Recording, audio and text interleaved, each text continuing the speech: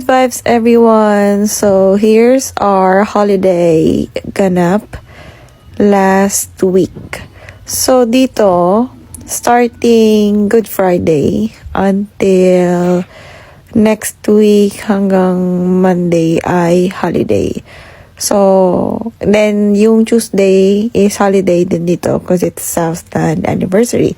So, in short, we have 5 days off for Holy Week. So, yun. Ito, pag-isipan namin na let's go fishing because why not? Para lumabas-labas naman kami ng bahay kasi sa totoo lang, kami ay talagang taong bahay. So, dito kami nag-fishing.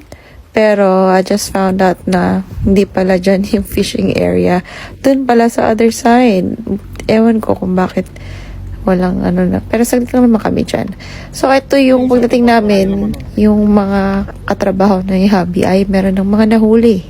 Ang dami. So, spotty daw yung tawag sa isda na yan. So, ayan, hopeful kami na sana may mahuli kami for today's video. At hindi nga kami nagkamali dahil eto na ang aming unang huli. So, hindi naman siya super late, pero ang saya pala no pag nakakahuli ng isda sa fishing. Kaya siguro daming nahuhumaling sa pag-fishing kasi wala lang, ang peaceful lang, iniisip mo lang is sana makakuha ka ng isda, ganun. So, ayan yung una naming huli. So, dito sa New Zealand is dapat inform ka kapag nag-fishing kasi hindi basta-basta na basta mag-fishing ka lang. So, may designated fishing area for public fishing. Tapos, meron ding mga limit sa mga dapat alam mo kung ano yung mga limit na mga pwedeng hulihin. So, ayan na, let's go back to fishing. So, yung katrabaho na naman ni Habi ay nakahuli na naman siya, and this time, eel naman. So, look at that. Sobrang haba. Actually, first time ko makakita ng eel na buhay. Parang siya talaga, parang ahas talaga siya. So, ayan. Yan yung sobrang haba niyan. But, unfortunately, nadulas siya. So, yun, nakawala.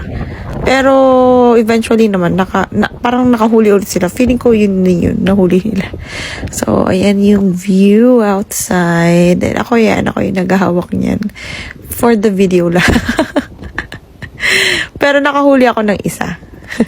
So, ayan na yung eel na nahuli nila. Yung kanina na nakawala, feeling ko yan yun eh.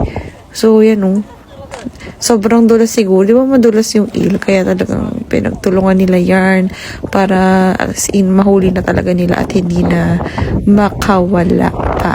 So, ayan ako. Show lang. So, sobrang saya and sobrang hangin yan. So, hindi siya, yung temperature nung umalis kami sa bahay, hindi ganon kalamig. Kaya nag-t-shirt ako. Pero, nung pagbaba namin ng sasakyan, syempre port yan, mahangin. Hindi ko pala kinaya yung lamig. So, nag-jacket ako. Which is good decision. So, ayan. Ayan ang aming pang-4th na huli. Wow. Meron na kaming pang-ulam. So, ayan na naman yung pang-5th. O, diba? Medyo lumalaki-laki na yung huli namin. So, sobrang saya. Sobrang saya. Tapos, dumating kami dyan mga around 1 PM, umuwi kami ng 7 PM. Tapos ito, nakita ko yung ano kayang ibon to. So, do you know what type of bird is that? Can you comment down below? Next!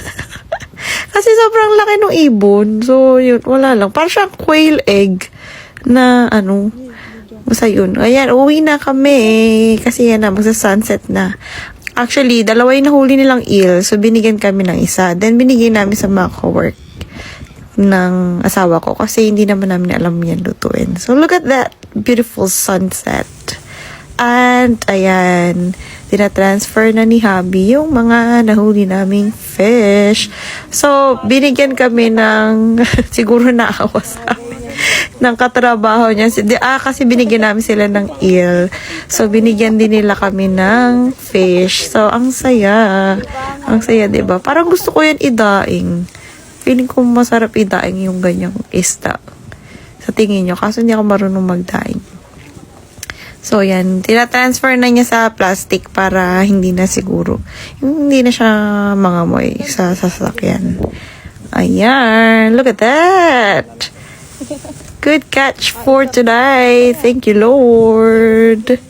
Ayan. And we're gonna head off back home. Oh, tama ba yung English ko? So, ayan. Sabi ko, ipakita mo yung mga nahuli natin. So, mukha siyang tilapia, diba? And books, dito na kami sa bahay. So, ayan. Syempre, siya nang huli. Siya din ang maglilinis. Kasi, ayan na. Ako na yung magluluto. So, look at that, oh. Diba? Ganyan. So, may dalawang malaki and may dalawang medium. Medium naman yan. So, yan. Diba? Mukhang tilapia. Tapos, yung lasa niya rin, actually tilapia. Na medyo mas malambot lang yung laman sa tilapia. And, ayan. So, meron ako sausawan. Yun ay miso soup. Nilagay ko lang sa mug. Tapos, toyo mansi with spring onion with K-drama. Oh, what a nice life. Thank you, Lord. Yun lang. Bye!